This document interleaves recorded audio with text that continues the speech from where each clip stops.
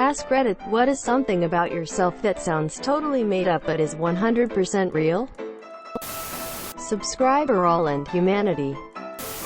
When I was a kid, I woke up to find my cat giving birth to her kittens on my pillow, 1 inch from my face. I took it as a compliment. I could not taste any salt whatsoever. Removed. I bought a guitar amp from Brad Whitford of Aerosmith when I was 17. He and Steven Tyler served up cheeseburgers for me and my friends. Edit. As requested. So, Brad's son was a punk and I knew him from the scene. I was in a band that had some small local marginal success. This is 97/98 in Boston. I needed a new amp for our first US tour but had very little money. I was getting drunk with his son and, on a whim, I asked him if his dad had any amps laying around that he didn't need. We laughed and carried on partying. The next day, I get a call at my home. It was Mr. Whitford himself. He was super nice but to the point. My son says, "You got a band and need a good rig for your Les Paul. I have something in mind for you. Just gotta have my guy get it from the warehouse. Come by my house in Norwell this weekend and check it out." That was the gist of the call. Obviously, the whole band came with me and our roadie. We get to his house and it's totally "Hi monsieur, so weird." These guys were like gods in Boston. I wasn't the hugest fan but knew him from his work with Wayne's World. He takes me to one of his garages, where there's this cool full stack.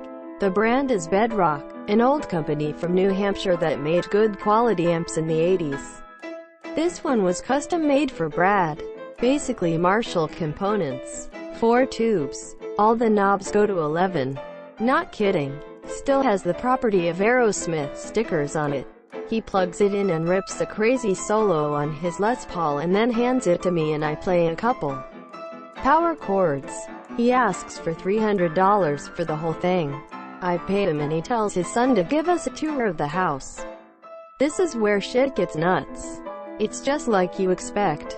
Tons of gold records, platinum records, pictures of him with people like John Lennon, Robert De Niro and Joey Ramone. Then we get to see his studio and the largest collection of Marshall amps in the world. Seriously, like 200 cabs. A wall of guitars. Guitars so pretty and amps so cool. It made sense for him to find the one he sold me dispensable.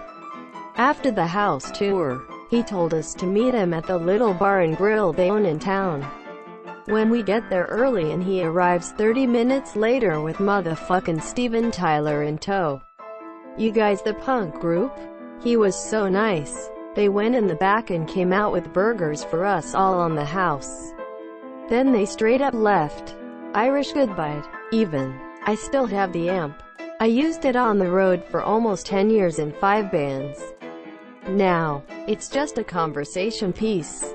But it still works. I'll crank her up every now and then. Edit 2 pics. https i.imager.com/2q8mt6w.jpg https i.imager.com/eeo5i.jpg. I've had a headache since August 2015 and I will probably have it for the rest of my life. It's only on half my head, so I got that going for me, which is nice. https www.9.nih.gov/disorders/all-disorders/hemocrania-continua-information-page. My grandfather went AWOL on the French Foreign Legion and was banned from ever going back to France. All because he left to marry my grandmother. A pelican engulfed my head with its massive fucking beak when I was a small child. Pelicans are cunts. Arrested and spent 3 days in a holding cell for a crime that I didn't commit. About a year after the whole matter was done and dusted with. Mind you, I say didn't commit a crime, but I was involved in the story from start to finish. When my mom was in grad school, she took several labs where she worked with cadavers. Because my dad worked nights, she often had to take me to class with her, and she'd usually just plonk me down on the table with a cadaver while she worked on it. I ran out of gas outside of La Paz, Bolivia. Luckily it was downhill for about 6 kilometers into the city. I coasted the whole way on my motorbike, past buses and drifted into a gas station. Never missed a beat.